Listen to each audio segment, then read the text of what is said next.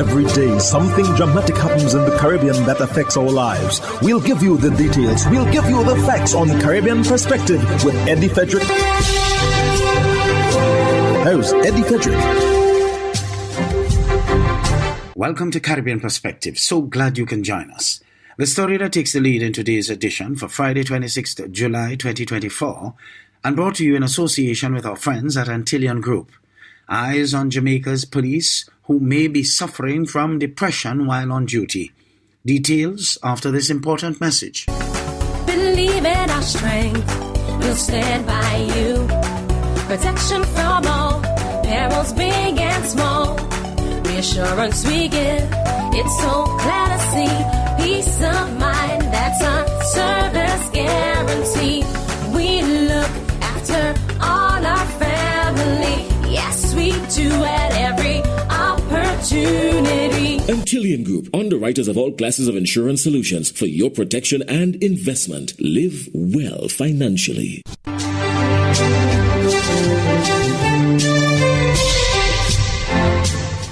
Welcome back.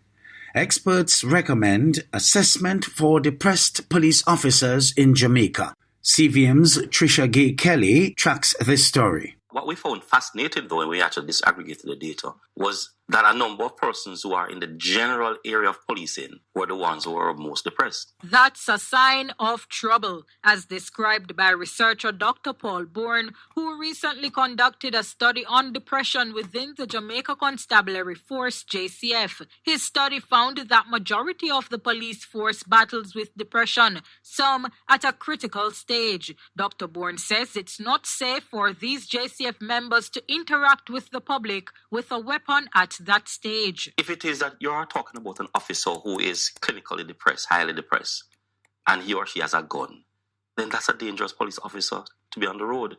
So we are saying mandatory every quarter in terms of police officers being assessed in terms of their level of depression. And when the results are in, we determine where an officer is placed.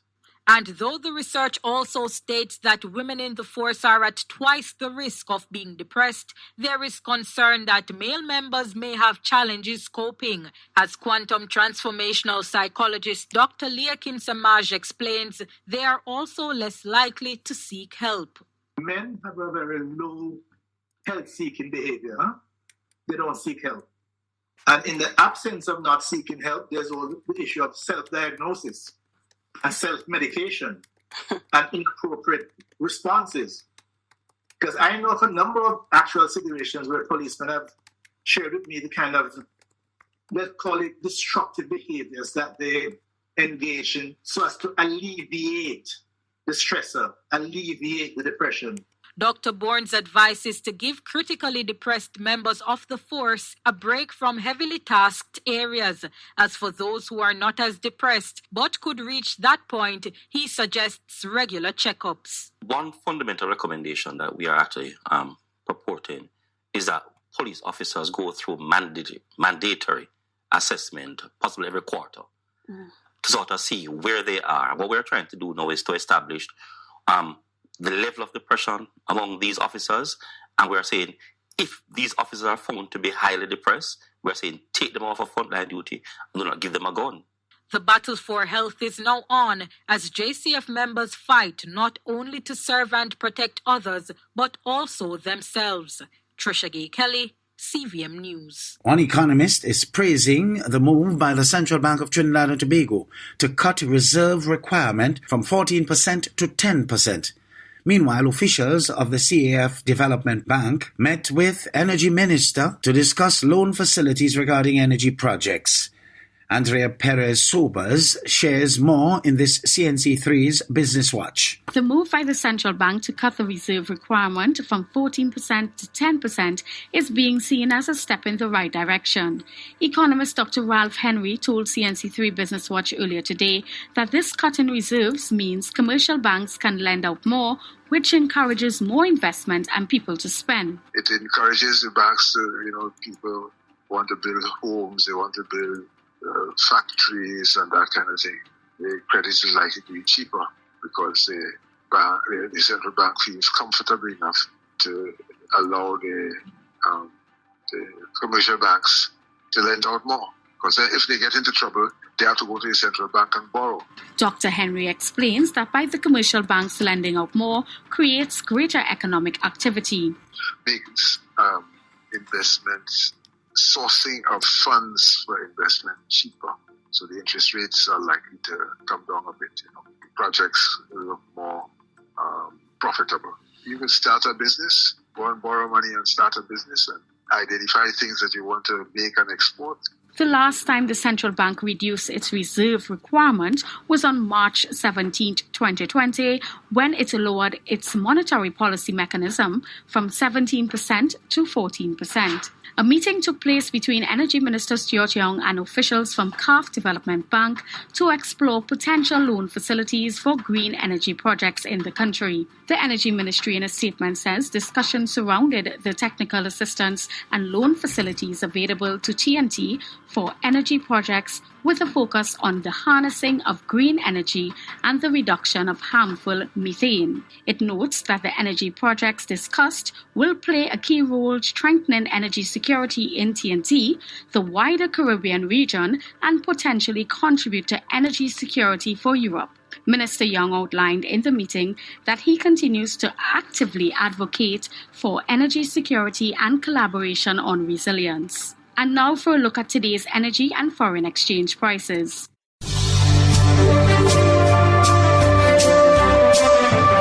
You're listening to Caribbean Perspective with Eddie Frederick, in association with our friends at Antillian Group, underwriters of all classes of insurance solutions for your protection and investment. Live well financially. The hurricane season is now upon us, so we as Caribbean people need to remember to think safety and be prepared. Avoid venturing outside during a storm or hurricane, especially if there are strong winds.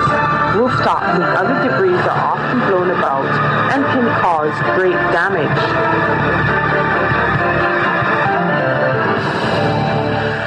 According to the United Nations report on the state of food security and nutrition in the world, SOFI, hunger numbers have been stubbornly high for 3 consecutive years as the global crisis deepens. The report was launched on Wednesday. More in this TTT News item. The annual State of Food Security and Nutrition in the World SOFI report was launched this year in the context of the G20 Global Alliance Against Hunger and Poverty Task Force ministerial meeting in Brazil.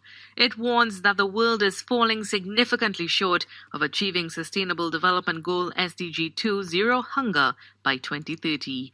The report shows that the world has been set back 15 years with levels of undernourishment comparable to those in 2008 to 2009. Africa remains the region with the largest estimated proportion of the population facing hunger, about 20%, compared with 8% of Asia, 6% of Latin America and the Caribbean, and 7% of Oceania. Secretary General of the United Nations, Antonio Guterres, said the crisis can be solved with finance. Finance is just one piece of the puzzle in transforming food systems, but it is an essential piece, critical to helping countries build and upgrade food systems at the pace and scale required. He said if current trends continue, about 582 million people will be chronically undernourished in 2030. Director General of the World Health Organization, Dr. Tedros Ghebreyesus, said despite some progress in specific areas such as stunting and exclusive breastfeeding, it is uneven and too slow. The UN said an alarming number of people continue to face food insecurity and malnutrition. Currently, funding falls far short of what's needed. The report shows that the substantial investment required is far less than the costs to economies and societies if we do nothing. The lack of economic access to healthy diets also remains a critical issue, affecting over 1/3 of the global population. Mahalia Joseph Wharton, TTT News. An Anglican cleric suggests a decline in religious observance is contributing to a weakening of the moral fabric, leading to increased crime and antisocial behavior in Barbados. The rector of the St. George Parish Church, Senator Reverend Canon Dr. John Rogers, says society has changed. noting people no longer want to subscribe to the morals and the values inscribed in them. While delivering the sermon during Sunday service, he says citizens today have to be guided.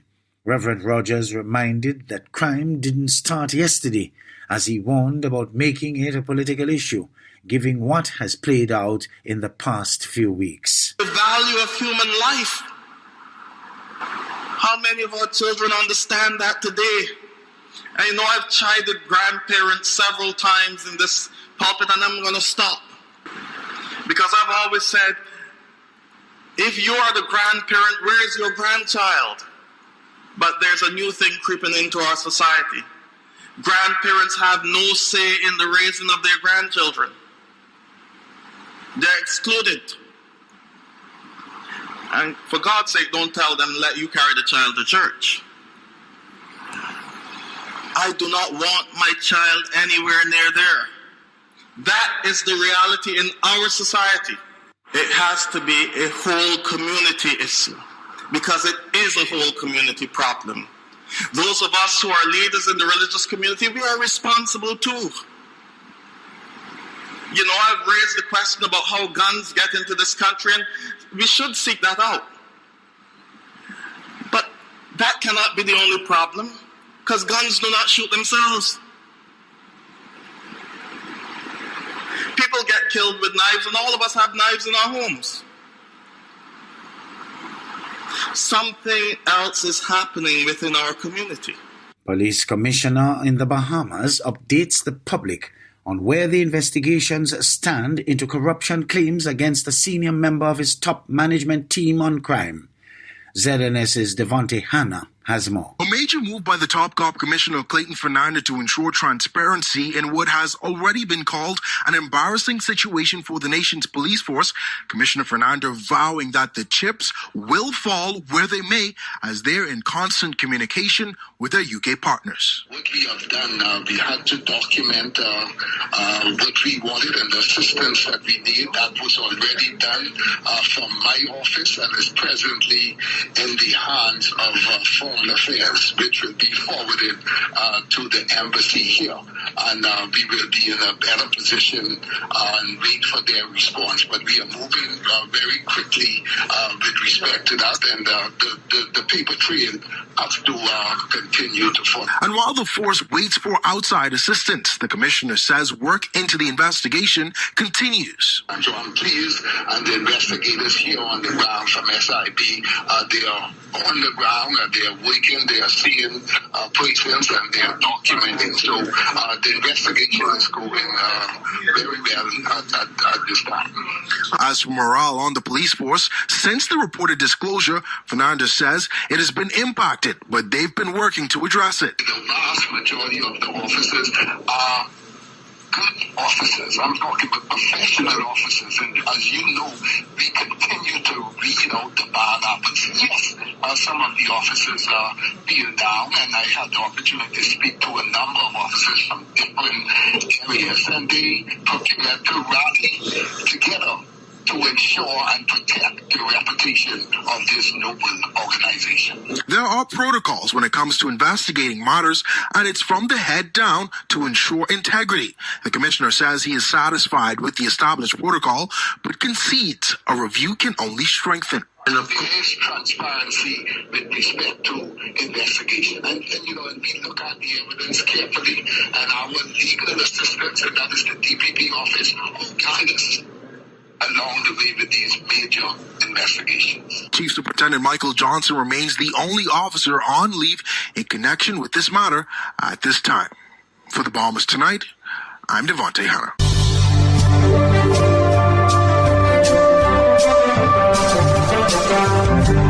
Hi, I'm Eddie Frederick, wishing you a restful weekend. This has been Caribbean Perspective, a whole new approach to highlighting developments in the Caribbean. In the meantime, please follow us on Facebook and subscribe to our YouTube channel for daily regional news and more, in association with our friends at Antillian Group. Believe in our strength, we'll stand by you. Protection from all perils, big and small. Reassurance we give, it's so clear to see. Peace of mind, that's our service guarantee. together on our family. Yes, we do at every opportunity. Antillian Group, underwriters of all classes of insurance solutions for your protection and investment. Live well financially.